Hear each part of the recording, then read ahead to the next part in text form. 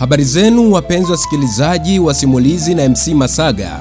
Nyemi yangu au furaha yangu ni kuona hamna nyonde nyonde ama hamna udhaifu wa mwili.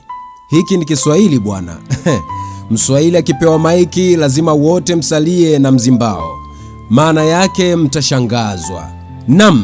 Mpendwa msikilizaji wa simulizi, ili uwe wa kwanza kupata taarifa kila simulizi mpya, usiache kugusa neno subscribe na kikengere kilichopo katika ukurasa dondoo huu ili tuwe karibu zaidi kwa aba yako.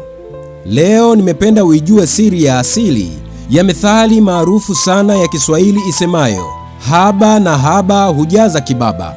Methali ambayo imepitishwa kutoka kizazi hadi kizazi, iliyoanza kufahamika mnamo miaka 1800 iliyopita. Nayo ni kutoka kwa wahenga wa mwambao wa Afrika Mashariki. Zamani sana katika miji ya Waswahili ya pwani kama Kilwa Kisiwani na Mombasa, wafanyabiashara walikuwa wakifanya biashara ya nafaka, viungo, chumvi na bidhaa mbalimbali.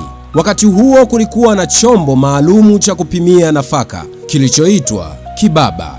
Siku moja kulikuwa na kijana mfanyabiashara aliyeitwa Juma. Kijana Juma kila siku alipata faida ndogo sana kiasi kwamba alikuwa akilalamika, mbona napata kidogo hivi? Sitawahi kuwa tajiri kwa namna hii. Lakini mzee mmoja mwenye hekima alijitokeza na kumwambia, mwanangu, usidharau kidogo, tazama kile kibaba pale. Mzee akakisogeza kile kibaba na kukihifadhi mahali salama na kumwambia, tafadhali naomba ukifuatilie kibaba hiki kila siku. Mzee mwenye hekima akaanza kuweka punje chache za mchele ndani ya kibaba kile. Akatia tena siku nyingine na tena siku nyingine. Kila siku iliyoitwa mapema, mzee aliendelea kuweka punje za mchele ndani ya kile kibaba. Mwanzoni kibaba kilionekana tupu, lakini kadri siku zilivyozidi kwenda na kupita na kusonga mbele zaidi, kile kibaba kilianza kujaa polepole. Siku moja mzee akamgeukia Juma na kumwambia,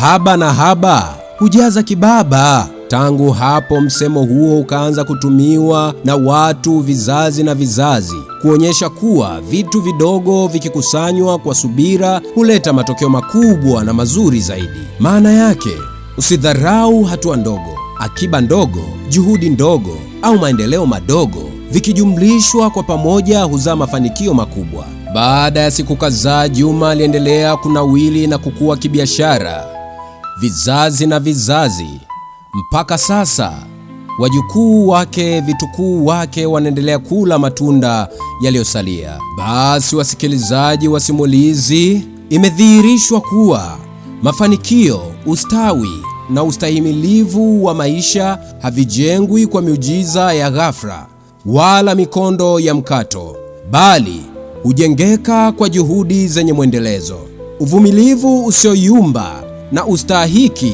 wa nidhamu ya nafsi.